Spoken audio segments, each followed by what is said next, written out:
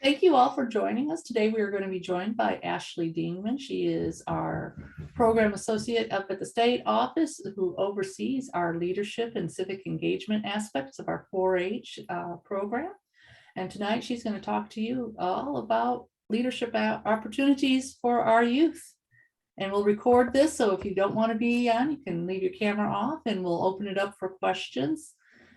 And I'll close it off with our upcoming stuff at the end. So Ashley, it's all yours. All right. Well, like Hope said, I'm here to talk about 4-H leadership in general, the programs that we have. And then it's just a fortuitous time because our applications for all three positions or all three programs are open. So I'm going to talk a little bit about those, where kids can find them, maybe some tips and things like that. So as you can see from this slide, I do love a good GIF, something funny to add to a slide, visually interesting.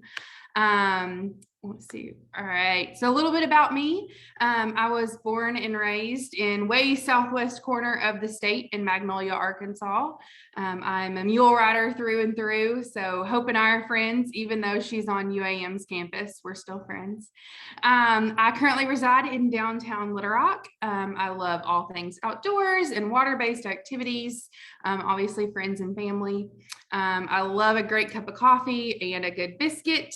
And I enjoy cooking and reading, good TV show.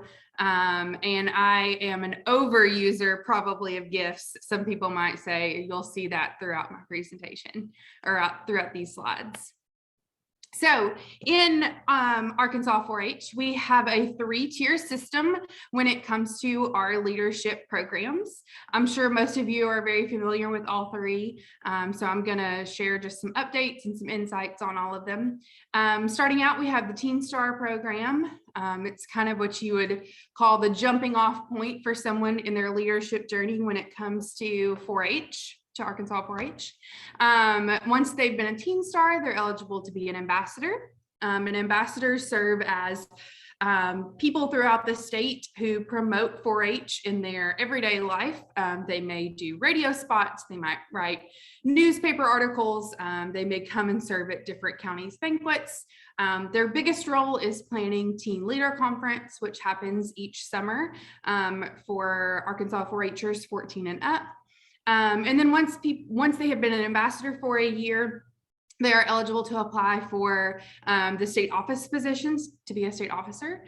And I would say that's the highest active leadership role that we have within the state. We have some awards, leadership awards that could arguably be higher than state officer, but active leadership, I would say state officer is kind of the pinnacle in our state. So we'll start with chatting about Teen Stars. They must be 14 years old as of January 1st in the current year that they are going to apply. So any Teen Star that is going to apply in this year in 2022, that is a mouthful, must be 14 as of January 1st. In the past, this was more of just a recognition award for things that they had done in their community and in their county. I'm going to share in just a second a little inside information on how we're making it more than just an award. But they must have at least completed 1 full year as a 4-H member. They must have been an active member in that year and an active member in our 4-H enrollment and event system. The application is due every year on March 15th or the first business day after. So this year, that is Tuesday, March 15th. Each year after the Teen Star applications have been gone through, they are recognized and awarded during the Teen Star and Hall of Fame banquet, which happens during Teen Leader Conference. It's typically the Wednesday of TLC, which I believe this year would be June 7th. Don't quote me for sure on that. I'd have to pull out my calendar. I'll check at the end. And they receive a framed certificate and a video. And in past years when we've had it in person, they also receive like a corrugated plastic little gold star with their name on it, just as kind of a fun keepsake. You can see one of our Teen Stars from last year pictured here with her certificate that we had to mail to her. That's Silvana from Jefferson County, if any of you are from Jefferson County. But like I said, in the past, Teen Star has just been more of a recognition award where they got a certificate, and that was kind of it.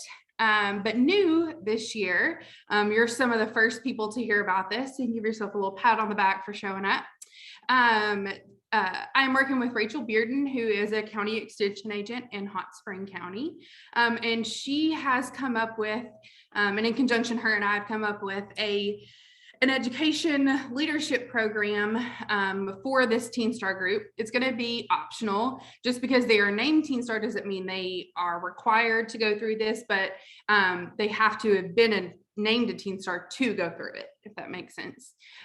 We plan to meet 4 times during the year. It'll kick off with an orientation at State-O-Rama. There'll be 2 in-person events after that, overnights at the 4-H Center, and one of the meetings will be virtual. The only cost is going to be kind of what we're calling a commitment cost for those 4-Hers, and that's going to be $50 per overnight stay. So like I said, there's going to be 2 of them that'll be at the 4-H Center, and before each of those, the Teen Star will owe $50 just as like a commitment. You know, you're going to show up to the 4-H Center and we've put in time to this program. So like I said, this is brand new. There'll be kind of a pilot class that we're going to test this out on. But I think it'll be a really great way to prepare our youth to go into that ambassador role that won't be so much of a shock. And then even beyond that, going into that state officer role where they're required to kind of be the face of the Arkansas 4-H program. So like I said, you have to have been named a Teen Star. Ooh, that yellow screen makes me look really yellow. I'm sorry if you can see my video. You have to have been named a Teen Star in a previous year to apply for ambassador. So math wise with ages, if you have to be 14 to apply for Teen Star, if they do that at 14, then they have to be 15 as of January 1st, the year that they're going to apply for an ambassador position. Same with the Teen Star one. The application is due on March 15th every year. And this year that equates to Tuesday, March 15th. The ambassador application has been newly renovated is the word that's popping into my head, newly edited. And we are going with, if any of you have helped an ambassador or a 4-H'er apply for ambassador in the past, it was kind of a long and difficult application. And we have revised that, and it is now much simpler, much more user-friendly. And it requires a resume, the same resume that they include if they submit a record book. And the information that Hope put together on how to build that resume is provided to them. And then there's 3 like situational scenario questions. And at the end, I'm going to pull up each application, and so you'll be able to kind of click through that or look through that. So the application is much simpler. And once we go through those, then those that move on to the next round are sent an interview time, and interviews are held on the first day of Teen Leader Conference each year, which would be, I think June 7th, like I said earlier, it would be that morning. And then the Teen Star Banquet is that evening. Again, don't completely quote me on that. I'll look it up for you. By the end of the Teen Leader Conference on that Friday, they are notified if they have been named an ambassador for that year or not. And then they are recognized in front of everybody at the closing ceremony during State-O-Rama each July. So those are the basics about ambassador. Here are just some photos of ambassador groups over the last few years. So if you see one of your kids, you can, I don't know, give them a little round of applause at home. This was, I think, 2019 TLC, one of the last times we had it fully in person. This was 2020. This was a group during Ambassador Workshop. And that is something that is also currently open. Ambassador Workshop is held each February. It is where they plan Teen Leader Conference that happens in June. And it is this year, it's February 25th and 26th out at the 4-H Center. And that registration is open in the 4-H enrollment and event system right now, and it is open through February 11th. Once kids are named an ambassador, they don't have to apply every year and interview every year, but to remain an ambassador, they have to recertify their efforts each year. So it's a form that's open right now online as well. And it's not due until May 15th. This year it'll be due Monday, May 16th, just because the 15th is a Sunday. And it's a form where they go in and they say, you know, I taught this workshop at this time and I did this TV spot in my community, or I, you know, served on this committee. There's so many things they can pick from, just to show that they were promoting 4-H in their communities and in their county. So moving on down the tier system, we have arrived at state officers. They have to have been an ambassador for a full year, named in a previous year than the year that they are applying for a state officer. The biggest key that usually trips people up is that they cannot turn 19 years old during the calendar year in which their application is submitted. So for instance, if you have a 4-H'er who's interested in applying for state officership this year in 2022, they cannot turn 19 years old in the year 2022 because they will serve their term in years 2022 and 2023. It bridges over since we go July to July. And that would mean they would be 20 years old, aged out of 4-H as a state officer. So they cannot turn 19 in the year 2022. Just as I've said with the past two programs, this application is due on Tuesday, March 15th this year. And some things that state officers have to keep on their calendar as their candidate is review day, elections, both at district and state ARAMA. And then the new team is announced at the closing ceremony of state ARAMA each July. So we're going to talk about each of those events as we go through here. But first, just because I like pictures and I'm the advisor to this group, so I take a lot of their pictures. I'll just show you some. This was the outgoing state officer team from 2020, 2021 with the new current state officers there in the very front. This was them at their orientation. This was 4-H day with Bumpers College. We got to go to a Razorback football game and sit right down there on the front row. It's pretty neat. That's with Lindsay Recker, who's our education coordinator at Arkansas Farm Bureau, and they provided some button-down shirts and some jackets for our state officers this year, which was pretty cool. This is our current state officer team with some of the FFA state officers on stage at the Arkansas Farm Bureau conference. That was a pretty special moment. They were really wanting to take this picture with, if you've ever been to the 4-H Center, you know, the Donald W. Reynolds sign has the 4 children on top of it, and they thought it was pretty cool that they were a team of 4. So they demanded this picture be taken. This was them. We got to go to the American Farm Bureau Conference in Atlanta, Georgia at the beginning of January. And so this was them in front of the Carter Presidential Museum and Library. And then with the AFBF sign there in Atlanta. So they get to travel and represent Arkansas 4-H in many different facets with many different groups. Farm Bureau is one of our biggest supporters of 4-H in general, and I'm sure they are in your county as well. But they support the state officers in a big way and invite them to several different things and to be a part of some of their PR that they do throughout the year. But they also usually attend the EHC conference when they have their meetings. Someone goes and teaches a workshop. A lot of times they go to the Tomato Festival luncheon down there in Warren. So they just kind of travel all across the state throughout the year, representing our organization and putting kind of their best foot forward for us. All right, so I talked about some of those events that state officer candidates have to be a part of as they're running for state office. And the first one is called Candidate Review Day. It is Friday, April 22nd this year. And in the state officer application, it lays out some of these dates. So as they're applying, they are aware of them. It is a mandatory event, but it is not an elimination event. So the candidates that go through this, no one's getting cut or being told that they can't run, but it's more of a way to prepare them and kind of review their skills and see what kind of team we're going to be putting together come July.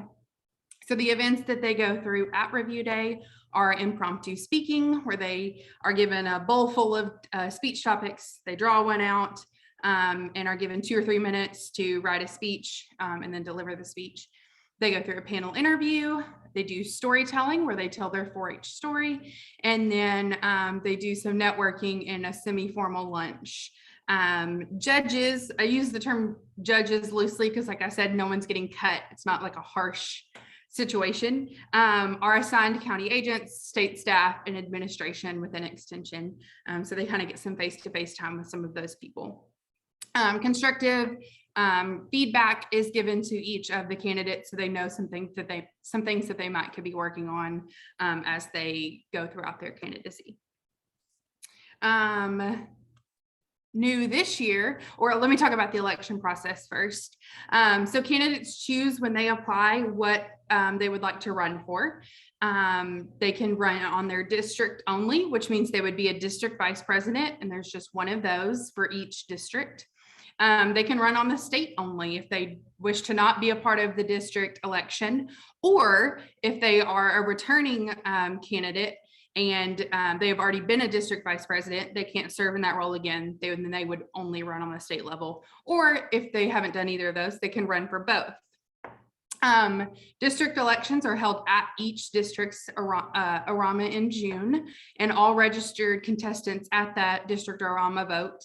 And then the state elections are held at state ARAMA with a general business meeting, and counties put forward 2 delegates to be a part of that general business meeting. New this year is that kids who choose to run for both on district and state level will get to run in both elections. So we are not going to announce the district elections at the district ARAMAs. They will run in both elections, and then the position that highest that they are elected into is the one that they will serve in. And that was a decision made by the general business meeting delegates last year, and was just a way to kind of correct the little bit of a backward situation that we had going on electing district positions before we elected our state positions. All right. And then I am often asked, what is a secret or a tip to being a state officer?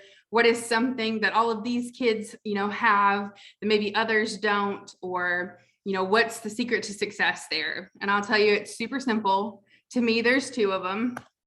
And it is simply being willing to try and having a passion for what organization they are a part of. So it's someone who is passionate about 4-H and the life skills that they have learned there, the project work that they do, the friends that they've met, the contests they've been a part of. But it's also someone who is willing to try, who may not be the best public speaker, but they're willing to put their best foot forward and give it a go. They may not be the biggest person when it comes to one-on-one networking, but they're willing to work on those skills and to peel away from the group and go shake hands and meet new people.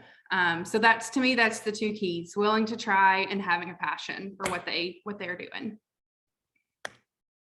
All right, so I told you I'd show you each of the applications. So I'm gonna go ahead and open these, and as I have the application open, if you have questions, feel free to shout it out, or if you throw it in the chat, I know Hope will shout it at me. So here is the Teen Star website page on our 4-H website.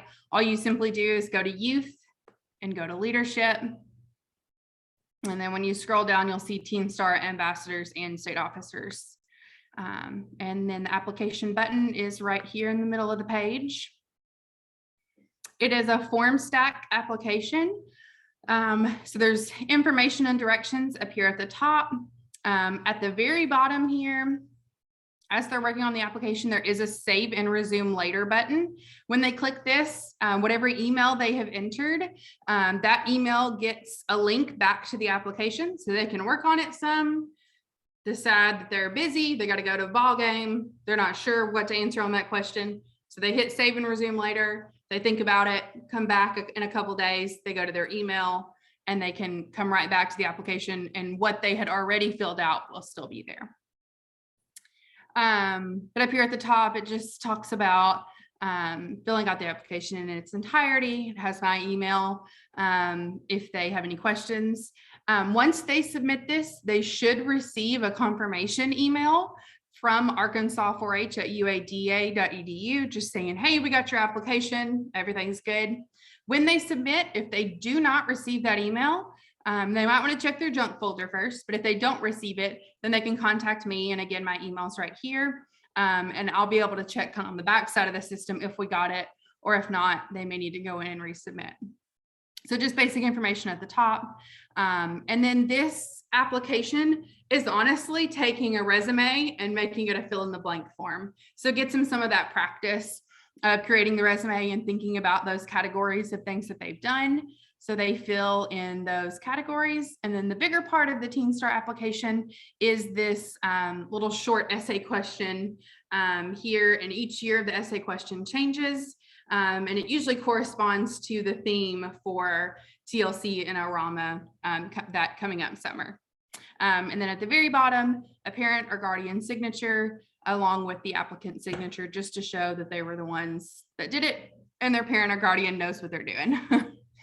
And then again, save and resume later button if they choose to use that. Any questions about this Teen Star application while it's up? Going once, going twice. Nothing in the chat. All right. Well, if you think of questions while I'm talking about the others, we can certainly come back.